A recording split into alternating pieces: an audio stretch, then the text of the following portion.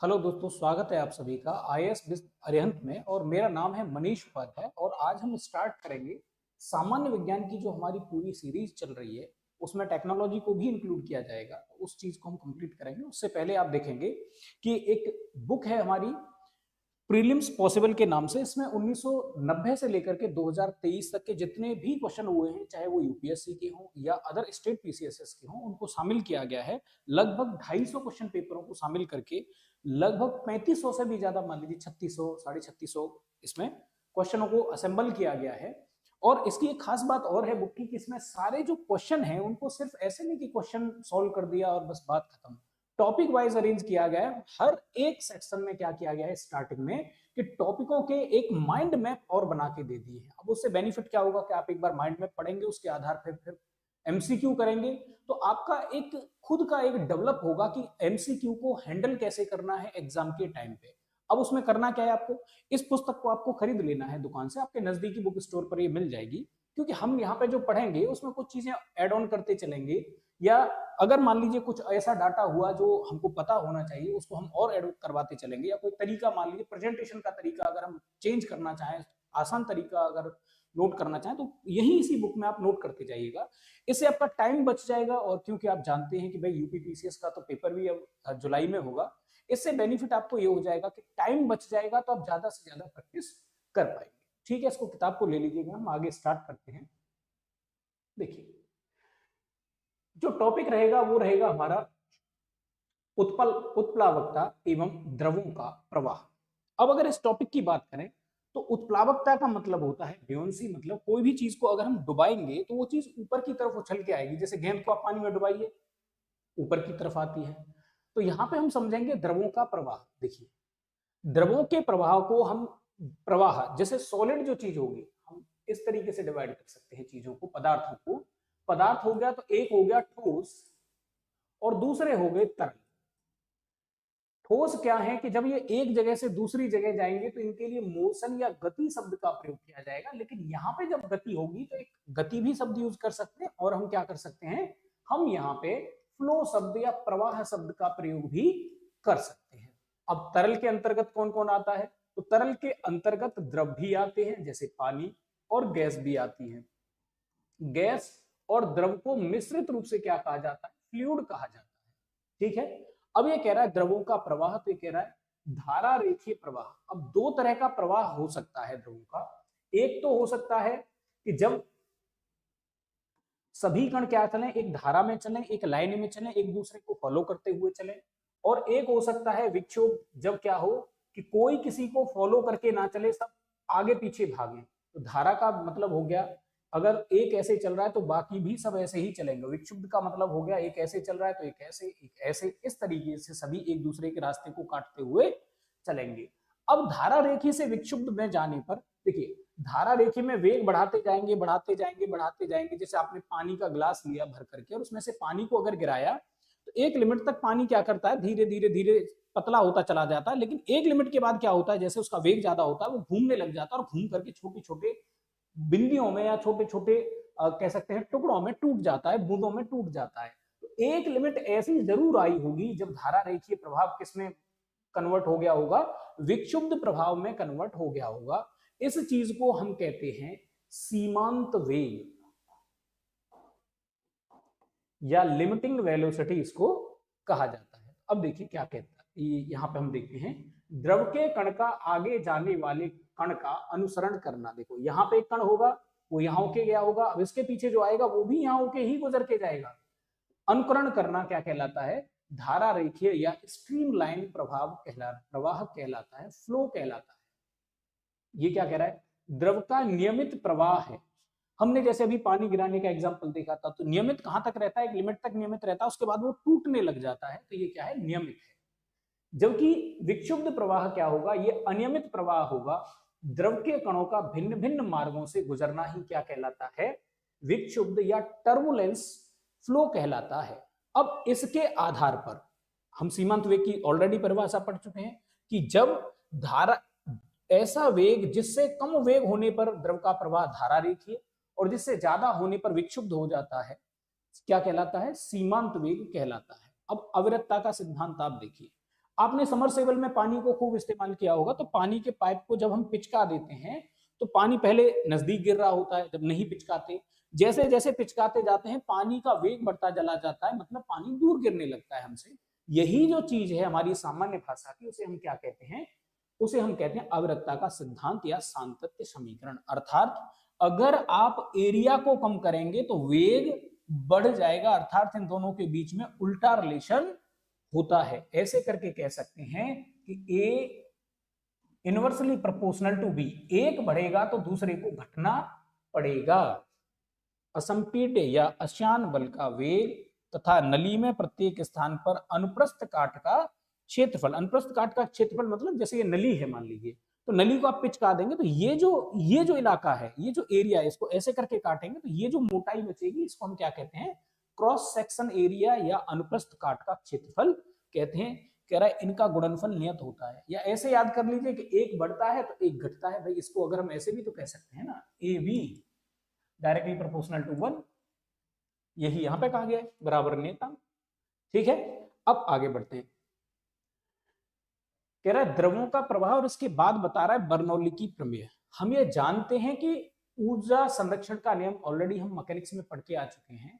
तो ऊर्जा संरक्षण का नियम हमसे क्या कहता है, ऊर्जा संरक्षण का नियम हमसे कहता है कि भाई हम जो कुछ भी इस्तेमाल कर रहे हैं, ऊर्जा संरक्षण वाले नियम की बात करें, उसमें ऊर्जा क्या होती है, ऊर्जा नियत होती है, ऊर्जा हमेशा कांस्टेंट होती है। अब देखिए ठोसों में तो क्या होती है, गतिज ऊर्जा होती है प्लस स्थितिज ऊर्जा होती है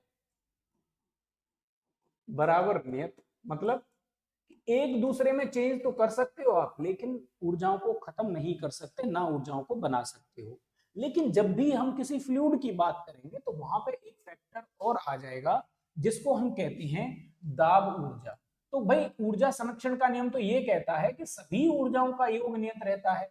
अब ठोस में अगर दाब ऊर्जा नहीं होती तो वो एक अलग बात है, अब यहाँ पे दाब ऊर्जा होती है तो उसको भी इंक्लूड कर लिया जाएगा।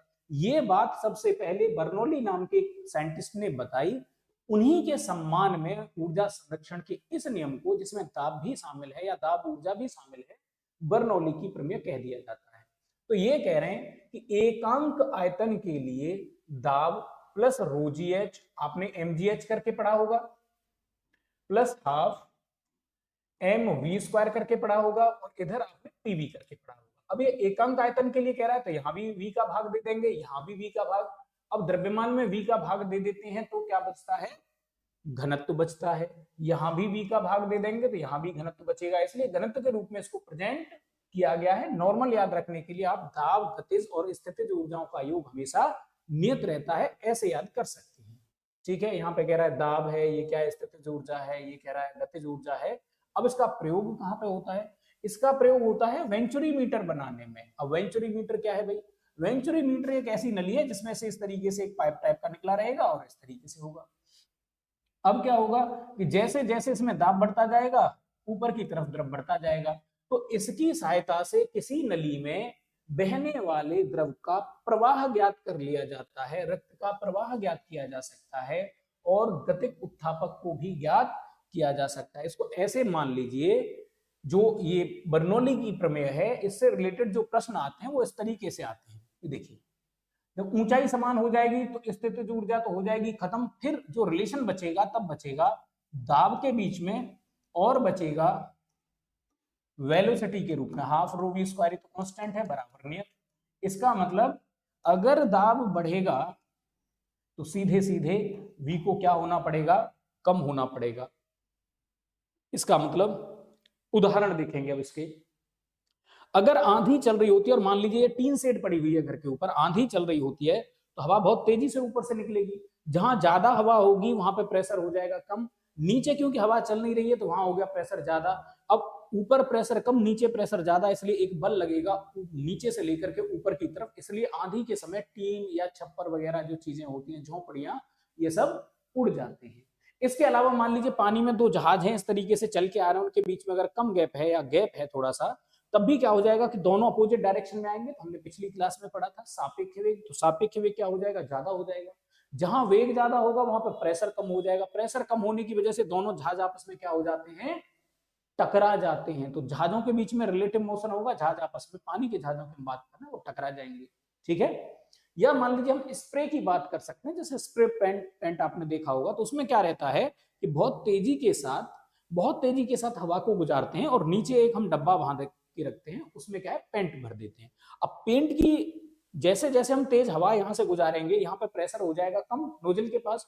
अब उसकी वजह से, कम प्रेशर की वजह से नीचे से पेंट क्या करेगा, ऊपर की तरफ आएगा और यहाँ पे हवा के रगड़े की वजह से वो छोटी छोटी बूंदों में टूट जाएगा और इस तरह से वो दीवार पर चिपक जाता है। इस तरीके से हम यूज कर सकते हैं बर्नौली की प्रमेय का। अब हम बात करते हैं श्यानता की। भाई ठोस जब गति करते हैं तो उनमें एक विरोधी बल लगता है, जिसको हम घर्षण बल के नाम से जानते हैं। ऐसे ही जब तरल गति करते हैं तो उनके बीच एक विरोधी बल लगता है, जिसको शान बल कहा जाता है। तो मतलब शान बल ही ठोसों के लिए जो चीज घर्षण है, द्रवों के लिए वही क्या है, शान बल है। असल में द्रव क्या करते हैं, अलग अलग कण के रूप में नहीं चलते, बल्कि परत, जैसे कागज की पेज होते हैं, उनकी परतें होती हैं, वैसी परतों के रूप में प्रवाहित होते हैं। अब एक परत के ऊपर दूसरी परत चलेगी तो जरूर परमाणुओं के बीच कुछ ना कुछ घर्षण होगा। उसी घर्षण को हम यहाँ पे क्या कह देते हैं, श्यानता कह देते हैं। मतलब कि द्रव के कणों के बीच में या द्रव की परतों के बीच में लगने वाला विरोधी बल ही शान बल कहलाता है, और ये गुण श्यानता कहलाता है। इसको डिफाइन किया गया है F बराबर eta A delta V upon delta Z. ये हो गया वेलोसिटी में डिस्टेंस का मल्टीप्लिकेशन। ऐसे करके अलग अलग परतें होंगी जिनके बीच में ये डेल्टा जेड डिस्टेंस है, और इनके जो वेग हैं उनके बीच में डेल्टा वी मान लीजिए इसका v1 होगा, इसका v2 होगा, इसका v3 होगा, इस तरीके से डिफरेंस है इनके बीच में, ठीक है। और ईटा को कहा जाता है श्यानता गुणांक। श्यानता गुणांक पदार्थ पर निर्भर करता है और जो कंडीशन है उन पर निर्भर करता है, अर्थात टेम्परेचर के साथ ये चेंज हो जाता है। इसका जो मात्रक है वो 1 पॉइज है, जिसे 1 ग्राम प्रति सेंटीमीटर सेकंड भी कह सकते हैं आप। तो अब इसका प्रभाव क्या होगा, देखिए पानी के लिए अगर हम बात करेंगे तो पानी के लिए टेम्परेचर बढ़ाने पर, तरलों में 2 उदाहरण हमने देखे थे, पानी के लिए टेम्परेचर बढ़ाएंगे तो श्यानता कम हो जाएगी, जबकि गैसों का अगर टेम्परेचर बढ़ाएंगे तो उनकी श्यानता बढ़ जाएगी। जैसे ठंडे शहद को गर्म करने पर पतला होना। श्यानता को आप एक तरीके से अपनी लैंग्वेज में याद करने के लिए गाढ़ापन कह सकते हैं। ये डेंसिटी नहीं होती है, घनत्व तो नहीं होता है, गाढ़ापन इसको आप कह सकते हैं। अब आगे देखेंगे, देखिए ये कह रहा है एक भारहीन गुब्बारे में 200 ग्राम जल भरा गया है, इसका जल में भार क्या होगा।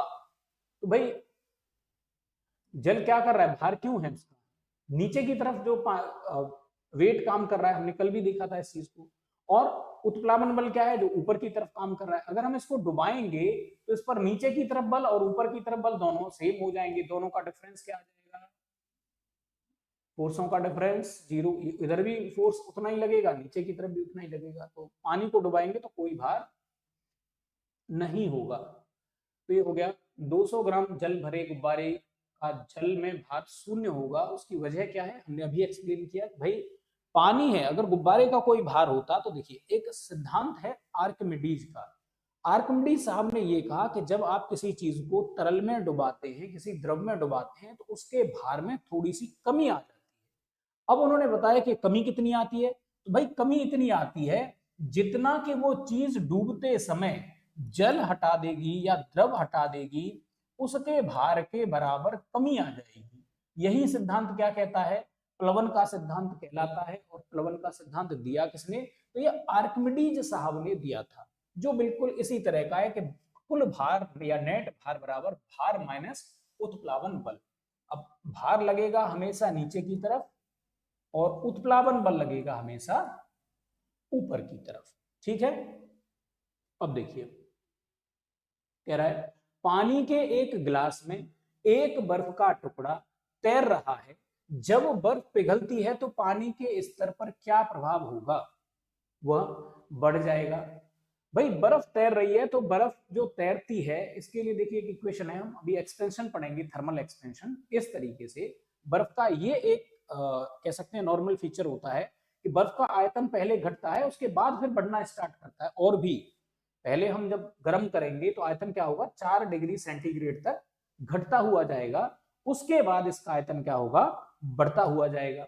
इसका मतलब ये हुआ कि भैया जो हमने बर्फ डुबा रखी है वो ऑलरेडी पानी के लेवल को बढ़ा चुकी है।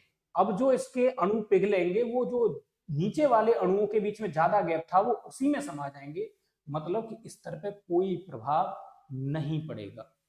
आगे देखते हैं।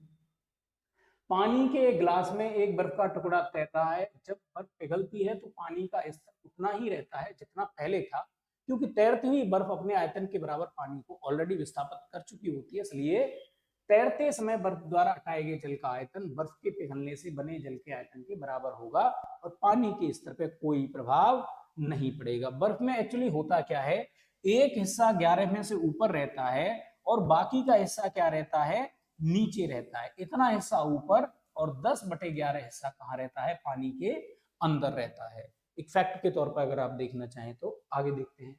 कह रहा है एक पिंड का अधिकतम भार निम्नलिखित में से किसमें होगा? तो कह रहा वायु में होगा, बल, हाइड्रोजन, ये बल नहीं, इसको काट के आप जल कर लीजिए तब ये ठीक हो जाएगा। वायु में होगा, जल में होगा, हाइड्रोजन में होगा, नाइट्रोजन में होगा। तो भाई देखिए, जो गैस हल्की होगी, मतलब कि जो विस्थापन के बाद कम से कम प्रतिक्रिया करेगी, उसमें ज्यादा भार होगा। जाहिर सी बात है कि जल क्या करेगा, उत्प्लावन बल ज्यादा लगा देगा तो भार में ज्यादा कमी आ जाएगी। ठीक, और वायु में क्या है, सब तरह की भारी गैसें भी होती हैं तो ये भी क्या करेगी, कुछ ज्यादा उत्प्लावन लगाएगी। नाइट्रोजन की बात करें तो नाइट्रोजन होता है N2, तो 14 गुणा 14, मतलब इसका भार हो जाएगा 28। इसका मतलब ये भी उत्प्लावन ज्यादा लगाएगी। हाइड्रोजन का भार होता है 1, इसका मतलब 1 गुणा 1, या सॉरी 1 + 1 प्लस, तो ये कितना हो जाएगा 2। इसका मतलब ये सबसे कम भार लगा पाएगी। सबसे ज्यादा भार किसमें होगा, हाइड्रोजन में। पूछता सबसे कम भार किसमें होगा, तो आप लगाते जल में होगा, क्योंकि जल सबसे ज्यादा विरोध करेगा। ठीक है, हाइड्रोजन में होता है, हाइड्रोजन सबसे हल्का और विरल माध्यम है। भाई विरोध नहीं करेगा, कह रहा घनत्व अत्यधिक कम होता है, विरोध नहीं करेगा तो इसके द्वारा जो लगाया गया उत्प्रेरक या उत्प्लावन बल या ब्योंसी फोर्स जो होगा वो न्यूनतम होगा। न्यूनतम होगा तो जाहिर सी बात है कि भार में कम से कम कमी लेकर के ये आएगा। अब कह रहा है बर्फ पानी पर क्यों तैरती है? तो भाई ये कह रहा है बर्फ में वायु भरी होती है। हमने अभी देखा था कि बर्फ का जो घनत्व होता है वो 4 डिग्री सेंटीग्रेड पानी का घनत्व सबसे कम, अगर बर्फ जमाएंगे तो भी ज्यादा, और पानी फिर से और गर्म करेंगे तो भी उसका घनत्व क्या होता जाएगा, कम होता जाएगा। मतलब आयतन दोनों तरफ बढ़ता है, यहाँ आयतन न्यूनतम होता है। तो कह रहा बर्फ का घनत्व पानी से कम होता है। हाँ, तो घनत्व यही तो सबसे ज्यादा होता है, इधर तो घनत्व क्या होगा, घटेगा, आयतन बढ़ रहा है। कह रहा पानी का बर्फ से अधिक गहरा होना ऐसा नहीं है। इसका मतलब हम ग्लास में अगर रख लेंगे तो क्या बर्फ नहीं तैरेगी, समुद्र में रखेंगे तभी तैरेगी, वैसा तो कोई कारण नहीं है। ठीक है, बर्फ का घनत्व पानी से अधिक होना। बर्फ का घनत्व अगर, देखिए 3 कंडीशन बनती है। अगर घनत्व ज्यादा हुआ, डेंसिटी अगर ज्यादा हुई तो चीज डूब जाएगी। डेंसिटी अगर बराबर हुई, दूसरी कंडीशन, तो क्या हो जाएगी, डूबती तैरेगी। और तीसरा ऑप्शन कह रहा है कि अगर डेंसिटी कम हुई तो क्या हो जाएगी, सतह पर तैर जाएगी। ठीक है, समझ गए बर्फ का घनत्व क्या होता है, पानी से कम होता है। अब देख लेते हैं एक्सप्लेनेशन। पानी पर इसलिए तैर रही होती है क्योंकि उसका घनत्व क्या होता है, पानी से कम होता है। बर्फ का घनत्व होता है 0.9 ग्राम पर सेंटीमीटर क्यूब और पानी का होता है 1 ग्राम पर सेंटीमीटर क्यूब।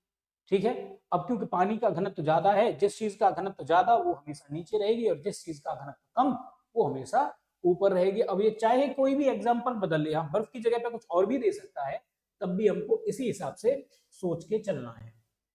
देखेंगे यहाँ पे समुद्र में प्लवन करते हुए आइसबर्ग, आइसबर्ग मतलब समुद्र का पानी है और उसमें फिर एक ऐसे करके चट्टान टाइप की बर्फ की चट्टान तैरती रहती है। ये बर्फ का एक बहुत ज्यादा बड़ा टुकड़ा एक तैरता रहता है जिसको आइसबर्ग कहा जाता है। का कितना भाग समुद्री सतह के ऊपर होता है? अभी हमने कहा था कि भाई 1/11 होता है, लेकिन यहाँ पे देखेंगे तो यहाँ पे सबसे नजदीक ऑप्शन आपको क्या लगता है, 1/10 आपको दिख रहा है। तो 1/10 क्या हो जाएगा, हमारा आंसर हो जाएगा। ठीक है, 1/10 से थोड़ा सा आप कम होता है 1/10 से, तो आप 1/11 भी लिखा देखेंगे। और अब इस एग्जाम में पूछा गया है 1/10, जो नजदीकी ऑप्शन होगा उसको चूज कर लेंगे। समुद्र में प्लवन करते हुए आइसबर्ग का 1/9 भाग, सॉरी ऊपर होता है, 1 मिनट। साधारण पानी में, ओके मैं ठीक कर देता हूं, सुधार देता हूं उसको। साधारण पानी में 1/10 या 1/11 दे के रखेगा। समुद्री पानी में क्या हो जाएगा, नमक है इसलिए 1/9 पार्ट तैरेगा। ठीक है, चलिए, और एक मिस्टेक थी उसको सुधार लिया गया है।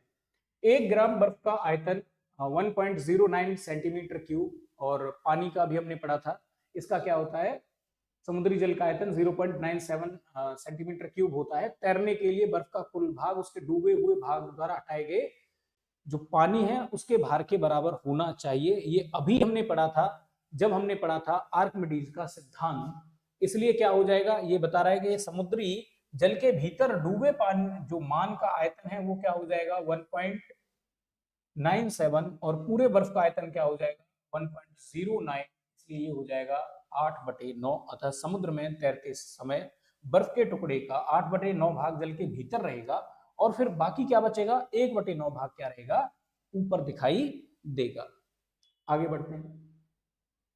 समुद्र में नदी की अपेक्षा तैरना आसान होता है। अभी जो हमने कहा था कि भाई समुद्र में नमक घुला होता है तो उसकी डेंसिटी बढ़ जाती है, और नदी में क्या होता है, नमक नहीं घुला होता है, तो जो पानी होगा नदी का वो क्या करेगा, विरोध करेगा कम, और पानी होगा समुद्र का वो विरोध करेगा ज्यादा। और अगर हम डेड सी की बात करने लग जाए तो उसमें नमक सबसे ज्यादा घुला होता है, इसलिए वो विरोध करता है सबसे ज्यादा। इसलिए डेड सी में तो डूबा ही नहीं जा सकता है, उसमें जैसे आप कूद जाएंगे तो आप तैरते रहेंगे अपने आप।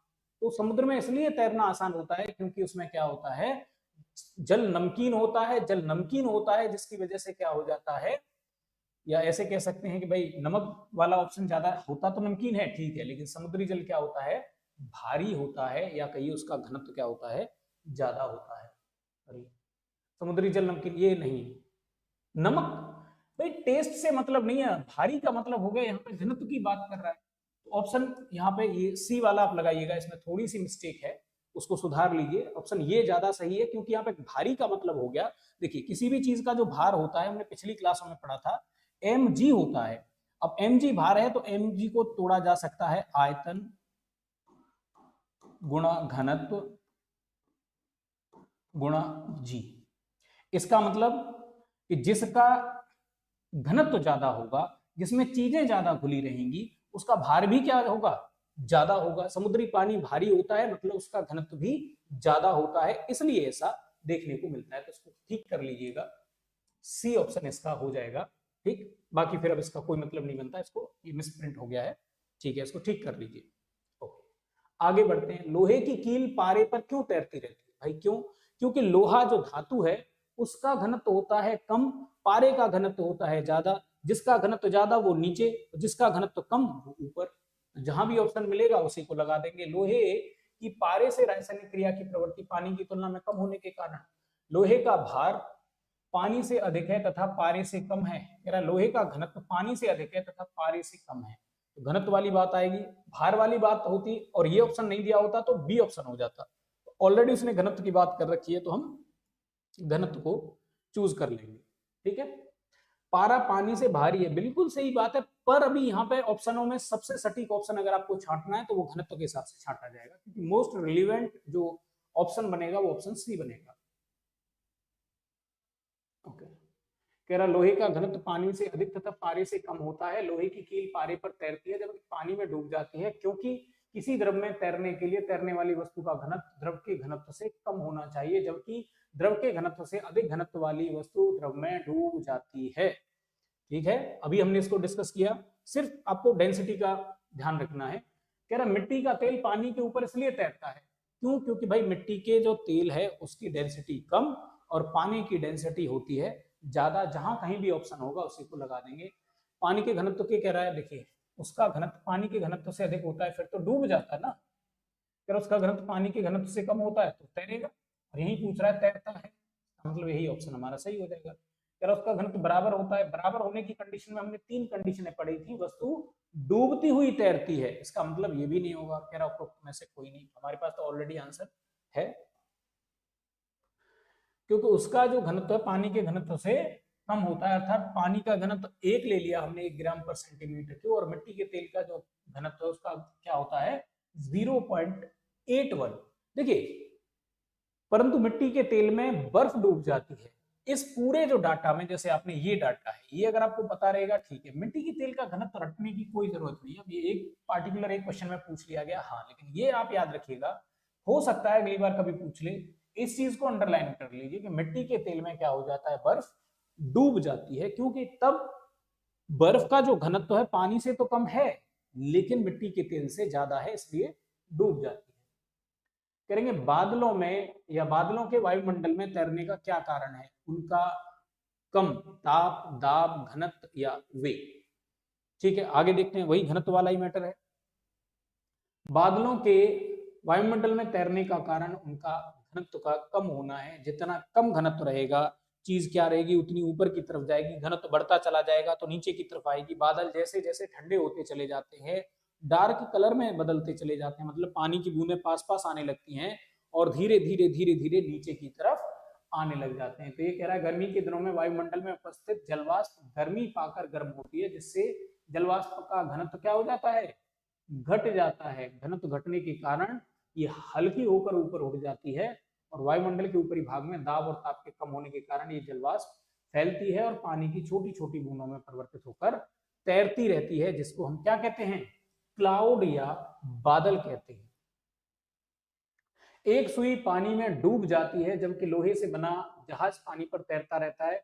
भैया उसकी वजह ये है कि सुई क्या है, सुई कम आयतन में पानी को हटाती है। इसका मतलब सुई डायरेक्ट क्या करती है, सुई का नीचे की तरफ बल ज्यादा होगा और ऊपर की तरफ बल होगा कम। लेकिन जहाज की आकृति से हिसाब की होती है, जिस आकृति की वजह से वो ज्यादा जल हटा देता है। जितना ज्यादा जल हटेगा फोर्स ऊपर की तरफ उतना ही ज्यादा होगा, इसलिए वो क्या करता रहेगा, तैरता रहेगा। कह रहा है उसकी नोक नुकीली होती है, सपाट होता है, जहाज एक शक्तिशाली इंजन द्वारा चलाया जाता है, या फिर सुई का आपेक्षिक घनत्व उसके द्वारा हटाए हुए पानी के आपेक्षिक घनत्व से अधिक होता है। यही ऑप्शन सही हो जाएगा। क्यों, क्योंकि ये कम हटा पा रही है और जहाज क्या कर रहा है, अपने वजन की तुलना में बहुत ज्यादा पानी को हटा दे रहा है।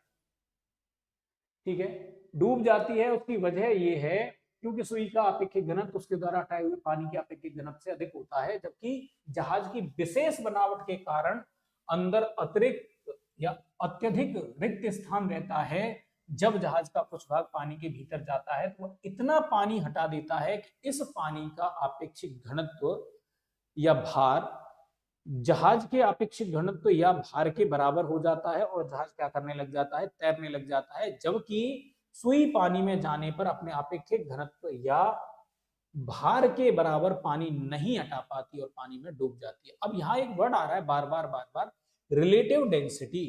तो भैया आपेक्षिक घनत्व का मतलब है, एक तरफ इस फॉर्मूले को लिख लेना, रिलेटिव डेंसिटी आपेक्षिक घनत्व बराबर वस्तु का घनत्व अपॉन पानी का घनत्व। आपेक्षिक घनत्व जो है वो एक शुद्ध प्रकार की राशि है, मतलब ऐसी राशि जिसकी ना तो कोई विमा होती है और भैया ना जिसका कोई मात्रक होता है। इसकी अगर हम बात करें तो इस राशि में कोई भी दिशा भी नहीं होती, अर्थात ये दिशाहीन या अदिश प्रकार की राशि होती है।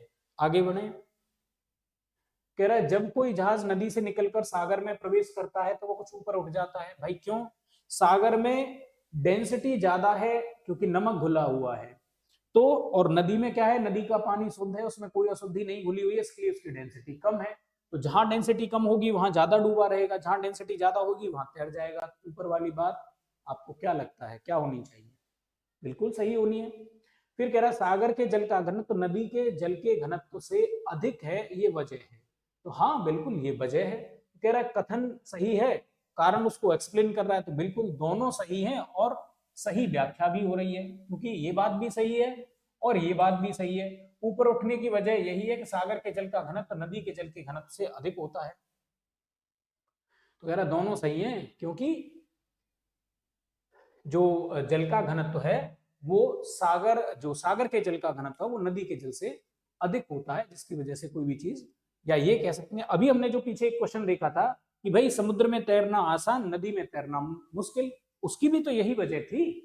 कोई वस्तु तभी किसी द्रव में तैरती है जब उसका घनत्व उस द्रव के घनत्व से कम होता है जिसमें वस्तु तैरती है। मतलब पानी में अगर आप किसी चीज को डुबा रहे हैं तो वो सिर्फ और सिर्फ तभी तैर रही होगी जब उस वस्तु का घनत्व पानी से कम होगा। द्रव का घनत्व उसमें तैरने वाली वस्तु से जितना अधिक होता है, वस्तु उस द्रव में उतनी ही ऊपर उठकर तैरती है, क्योंकि अधिक घनत्व वाला द्रव कम घनत्व वाले द्रव की तुलना में वस्तु पर अधिक ब्योंसी फोर्स लगाता है।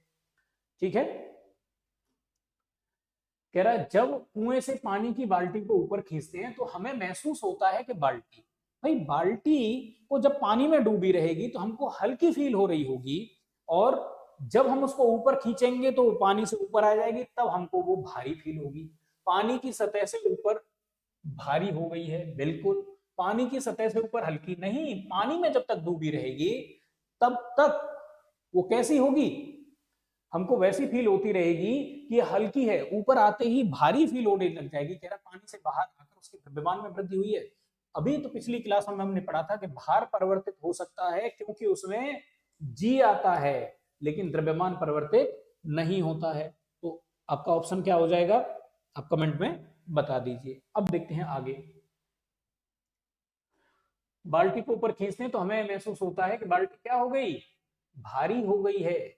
आर्किमिडीज के सिद्धांत के अनुसार, हम ये आपको 2-3 बार हम ये ऑलरेडी मेंशन कर चुके हैं कि जब कोई वस्तु पानी में होती है तो उस पर ऊपर की तरफ एक ब्योंसी फोर्स, उत्प्लावन बल कार्य करता है, जिसके कारण अब ऊपर की तरफ अगर ज्यादा बल लग जाएगा तो वस्तु हल्की फील होगी, नीचे की तरफ ज्यादा बल लग जाएगा तो वस्तु भारी फील हो जाएगी। बिल्कुल सिंपल सा कॉन्सेप्ट है।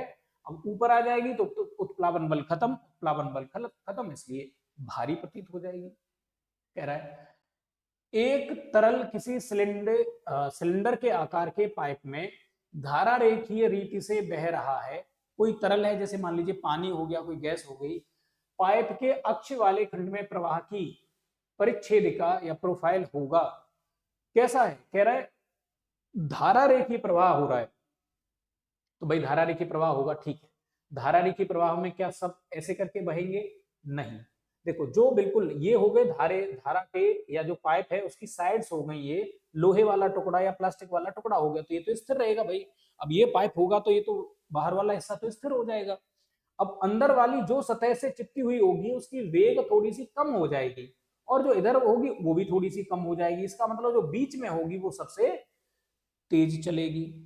ठीक है, अब इसमें तो कोई आगे चल रहा है, कोई पीछे चल रहा है, इसमें सब बराबर उल्टे सीधे चल रहे हैं तो पॉसिबल नहीं है। इसमें सब बराबर चल रहे हैं तो ये भाई खुले में तो पॉसिबल है, पाइप में नहीं है।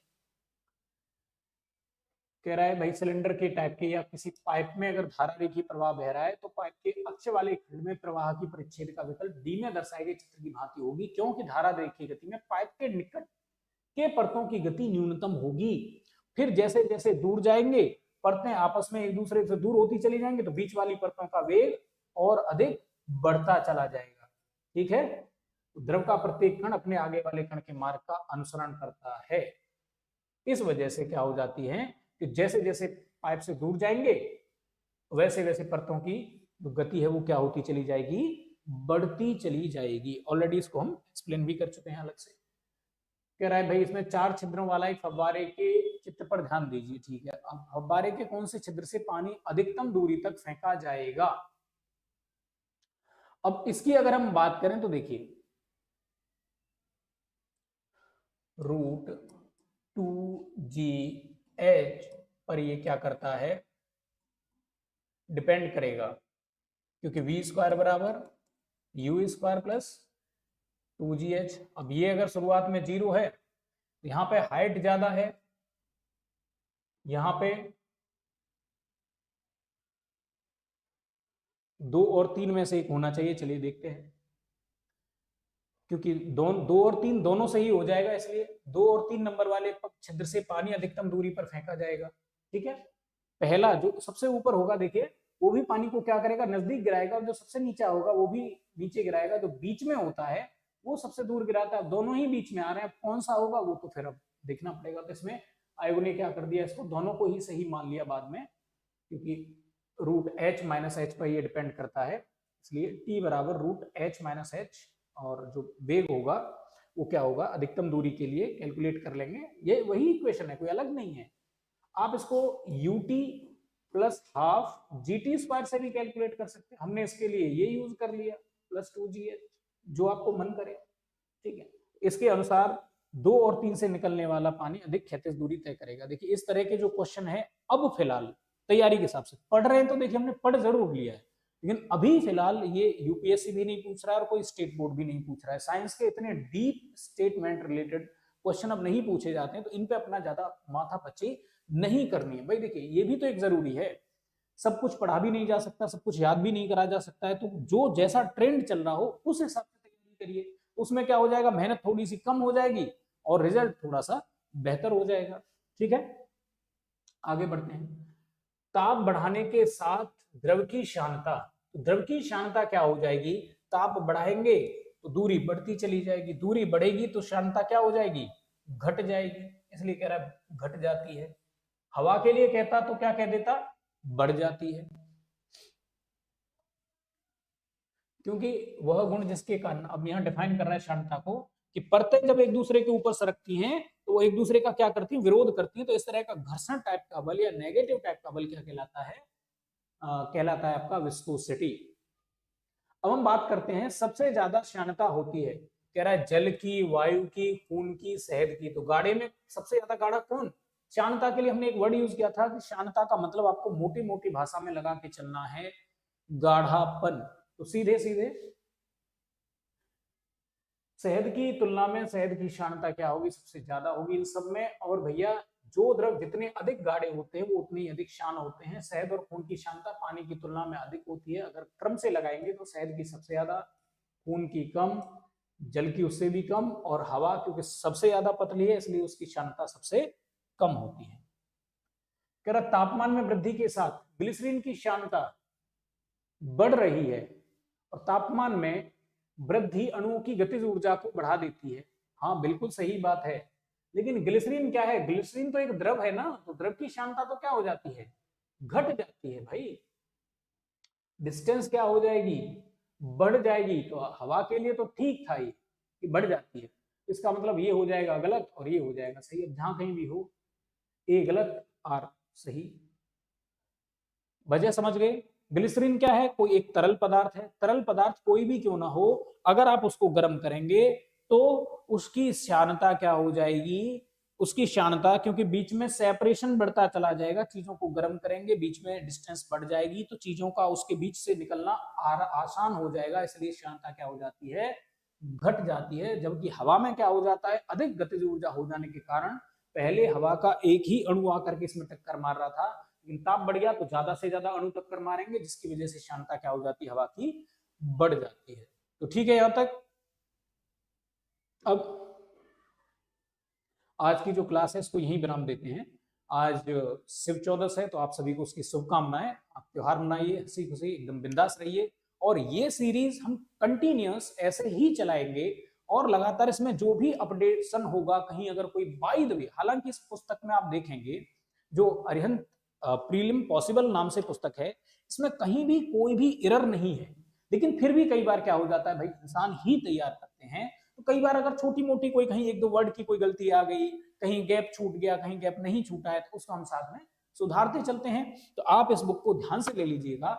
इसके अलावा आप देखेंगे कि अरिहंत ने भारतीय इतिहास के ऊपर, भूगोल भारत का और विश्व का उसके ऊपर, भारतीय राज्य व्यवस्था के ऊपर और भारतीय अर्थव्यवस्था के ऊपर भी अलग 4 बुकें और निकाल रखी हैं।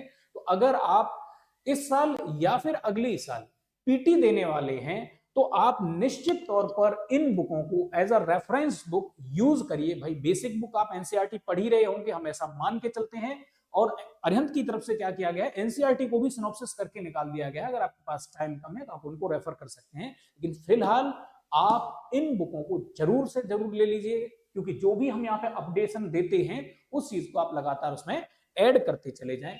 बहुत बहुत धन्यवाद। इसी के साथ आज के इस सेशन को समाप्त करते हैं। बाय।